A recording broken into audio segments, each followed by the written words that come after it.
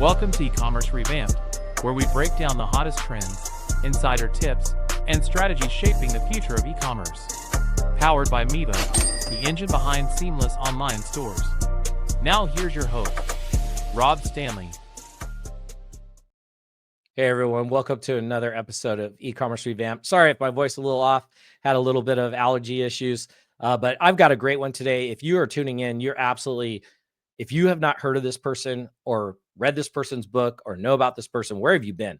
This guy is like old school e-commerce, but has all these new really cool tips going on. Let's bring in his studio, Steve from My Wife Quit Her Job, which we'll definitely get to that at the end on that whole thing because I love that whole story. But Steve, we are talking today a bit about AI strategies for higher conversion rates for e-commerce sellers. And, let's just kick this right off and go straight into some questions. How do you leverage AI to build a brand off Amazon? A lot of people are on Amazon, but a lot of them want to kind of they want to stay on Amazon, but they also want to build a whole brand off of Amazon. What's some tips you could give them right off the get-go? What's funny is, if you asked me that question 5 years ago, people were all in on Amazon and they had no interest in going off Amazon because Amazon was where all the customers were at. But recently, with all the new fee changes and everything, those are all the questions I get now. And I think the biggest problem with people wanting to go from Amazon to having their own brand is there's some people that come up to me and they're selling these like commodity products on Amazon that worked because they found some obscure keywords, they ranked, and then they built a moat with reviews around their listing.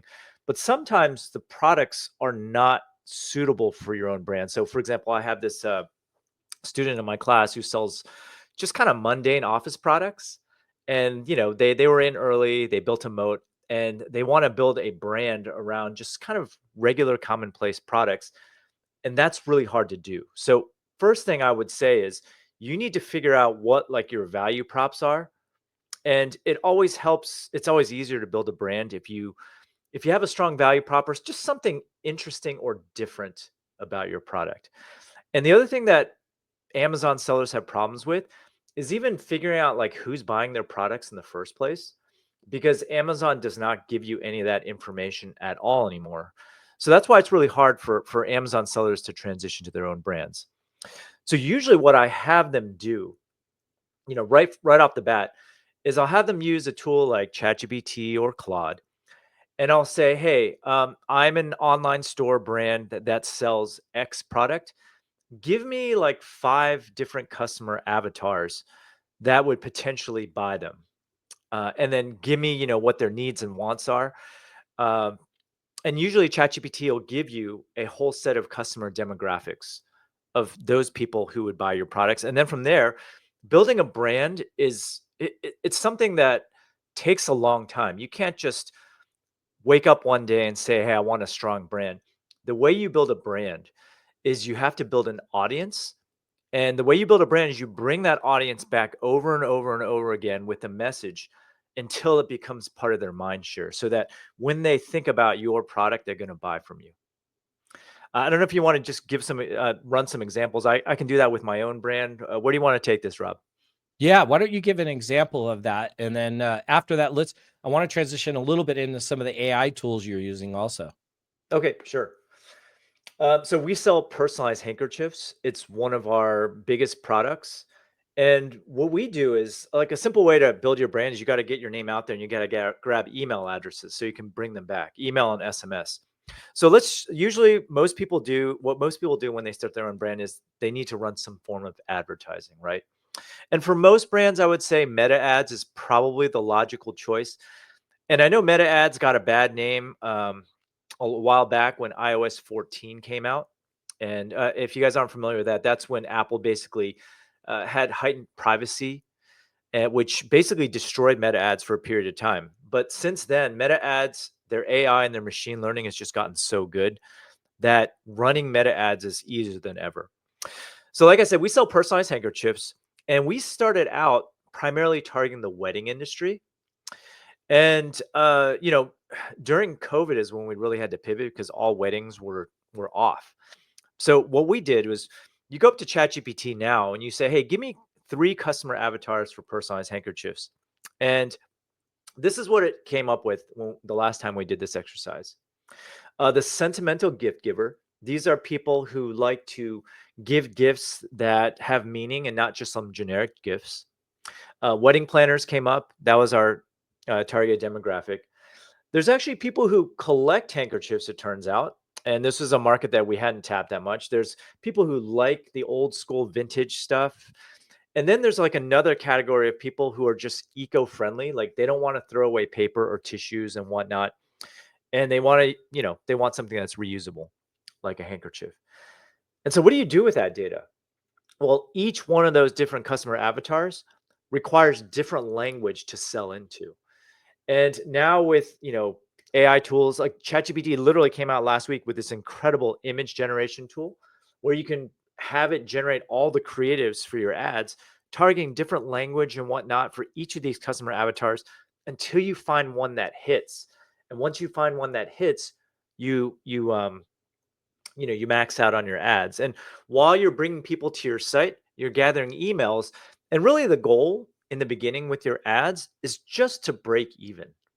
Like as long as you're breaking even, that means you're getting email addresses, you're getting your name out there, and over time, your brand will be out there too. Meanwhile, you're getting repeat business as well from your email subs, from your SMS subs.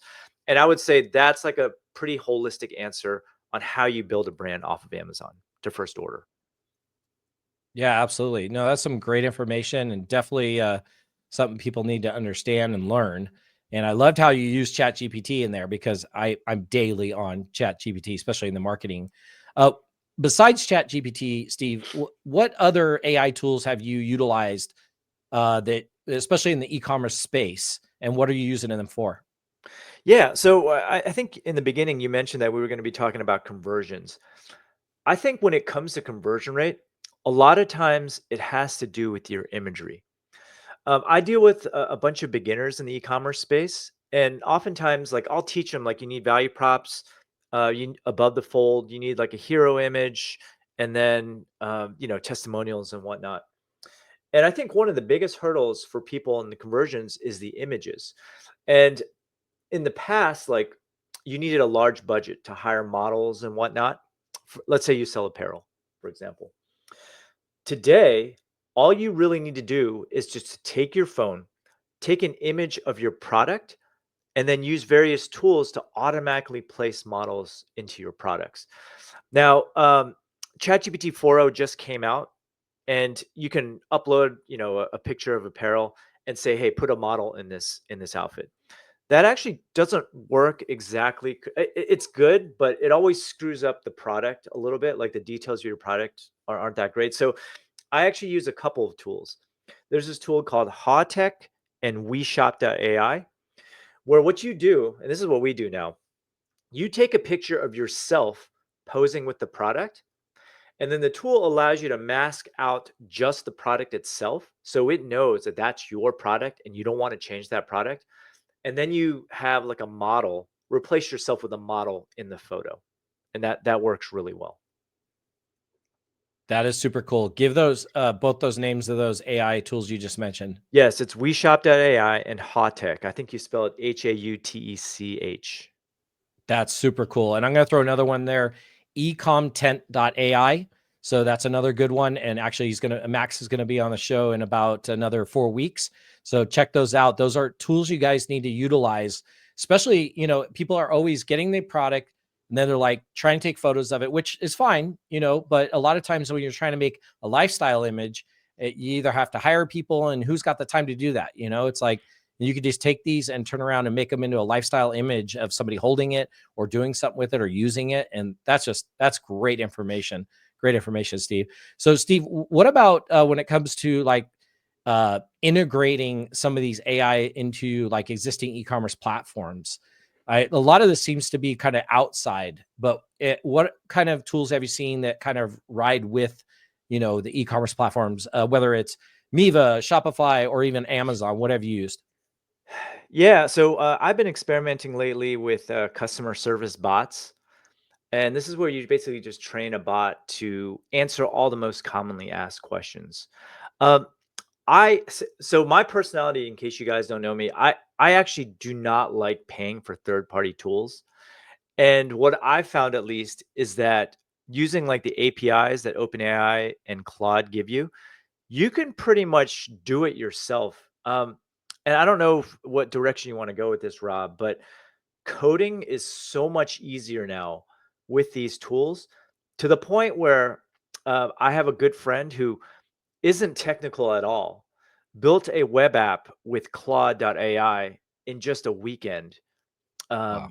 Yeah, it's so this is why I mean, this is kind of like a big take, but I think a lot of the SaaS apps in the Shopify store are in big trouble because some of those apps do not do much, and yet they're charging $50, a month for them, and they can be really easily coded. Let me just give you an example. So I needed a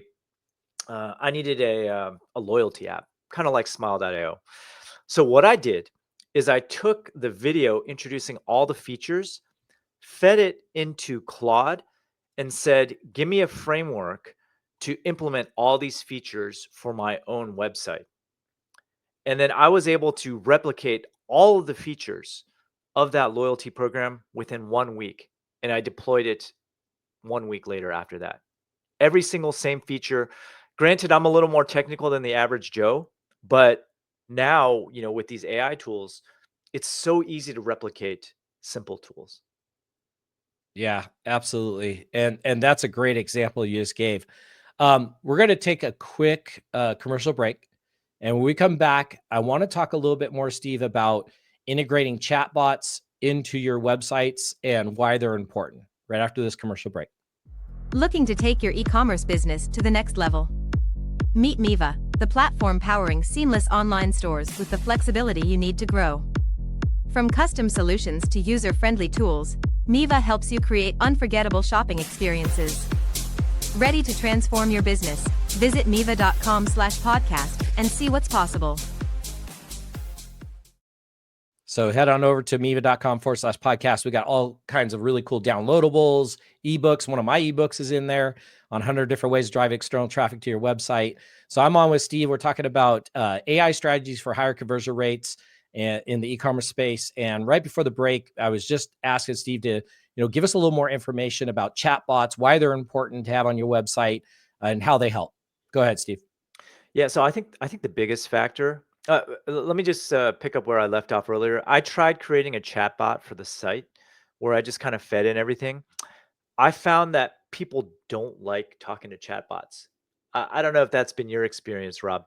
So where I've been mainly deploying them isn't so much publicly, but more on the back end with customer service emails, Mm. right? Because you can have an AI know what your most commonly asked questions are and then draft a reply. And we're using Gorgeous for this. You can draft a reply automatically with AI, and so that you can just have one customer rep just go through and make sure that it sounds correct before you hit send, and that ends up saving a ton of time. That I love. I love that. And you're right. A lot of people don't.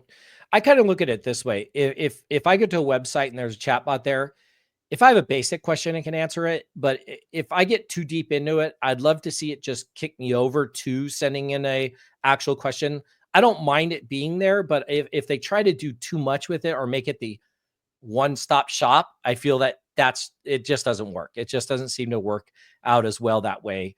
Versus, if I have a basic question or, hey, I need to get customer service and it brings me to a form or lets me fill out a form within the chatbot. I think there's uses for it, but I think sometimes it's overused. I think is the way I've seen it. Yeah. I mean, here's another use case Good. that I just recently started experimenting with. Uh, One of the biggest things that you need to have for your own brand is like customer testimonials. And for the longest time, we were trying to incentivize people to leave video reviews of our products. Like we even had like these tutorials where like hold your phone up like this, stand by a window, and we would pay them or give them free product in return for a review. All fine and good in theory, right? But what we found was that people are just horrible on camera. And what they would often give us, I would say, I don't know, 80% of the time was just unusable. And meanwhile, we have all these testimonials, and these are real testimonials, people saying good things about our products that I want to put on the site in a presentable way. And so what I've been experimenting lately is with this tool called ArcAds.ai. What that tool does is it has real human actors come in. And what they do is they kind of digitize these AI actors so that when you give them a script to say, it looks super realistic. It actually looks like this real person is saying what you want it to say. And that's the case because these are real human actors that have been trained. And we've been trying these testimonials out. And granted, these are real testimonials just given by an AI avatar that's actually a human actor. And we've been using them in our ads as testimonials. And we've been, putting them in different parts of our site where there's like decision points, like they're giving you their information or whatnot. It always helps to see something hyper realistic and someone saying good things about your company. I love that. I'm gonna have to look into that. That's a really cool one. It just works I've seen, surprisingly well. Yeah. yeah, And I I've just seen fear for examples of it. humanity. Yeah. And that was kind of the point I was gonna make. I've seen examples where they're using just straight AI avatars, and they're just not that great, right? Yeah. I love the fact that they have actual actors coming in and giving it that actual human element to it. I think that adds a lot more. Plus, I think people are going to relate to it more because people are starting to really see and understand AI more. Like there's times I'll watch a video on Instagram and it's like, some weird theory video. And I'm like, yeah, that's definitely AI generated, it's just, you could tell pretty quickly, and it's like, not to pivot away from this a little bit, but I do want to talk a little bit about a lot of e-commerce sellers tend to have problems with inventory management. And I wonder, I know this is pivoting far from what we were just talking about, but I think it's an important topic. And I know that you have a lot of background when it comes to inventory management. Could you talk a little bit about like what things have you guys done with inventory management? Is there any AI involved? And just maybe help out some people who are having issues with inventory management. Yeah. I mean, just to be straight up with you, Rob, like we're not masters of inventory management. We've run a warehouse for 17 years and we still don't always get it right. I think what's made it much harder these days is social media. Because you can just get like one influencer that just randomly talks about your product and then all of a sudden your inventory goes to hell. But what we do is we have many years of data now. And I mean, there's a lot of things. I've written all of our own inventory projection tools, just kind of based on prior data. But I guess the biggest advice that I would give you guys now is if you have all of your prior sales data, and really there's only one way, the only way you can do inventory management is if you have prior sales data. These days, you can literally take your spreadsheet of all your inventory and like all of your sales, feed it into an AI tool like ChatGPT, and ask it for how much should I order? I mean, that's like a very basic question you can ask. I think in terms of actually managing the warehouse, the hardest problem that we've had is just kind of disappearing inventory.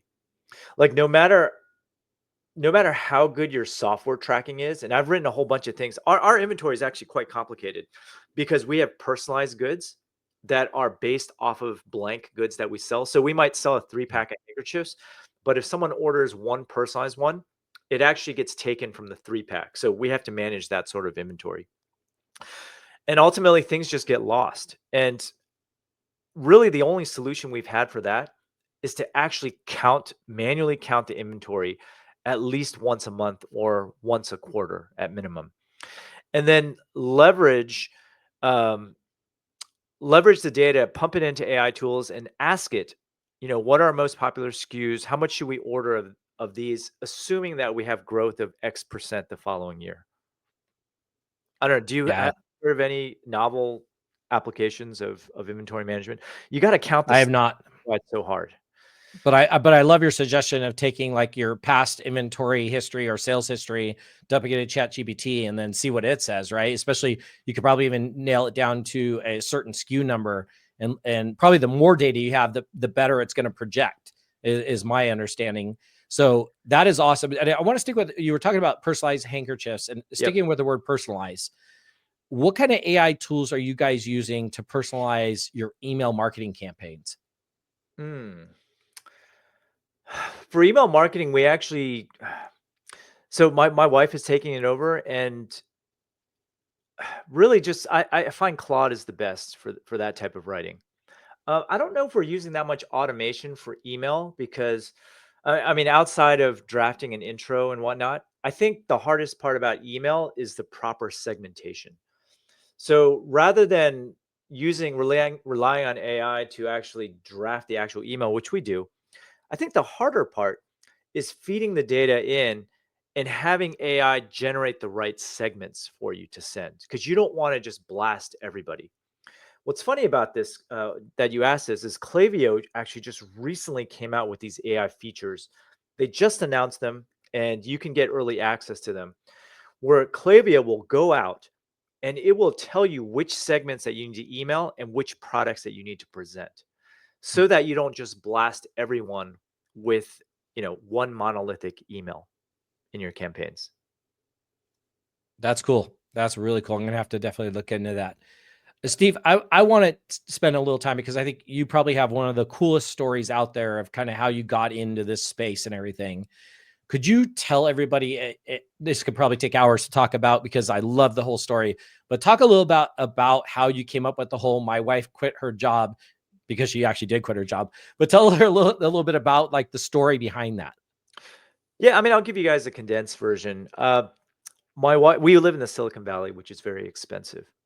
And when my wife became pregnant with our first child, she went up to me and she said, "I don't like my job. I just want to stay at home and raise my kid." And I grew up with first generation, Chinese parents, and they worked their butts off. I never got a chance to see them. And so when my wife told me that, I was like, okay, fine. I'm all on board with that. The question is money. You pretty much need two incomes to get a good house and a good school district. And that's where we came up with the idea to sell handkerchiefs. And the way we came up with that idea was back when we first got married. My wife, she's a crier. Like, she'll cry at anything, whether she's happy or sad.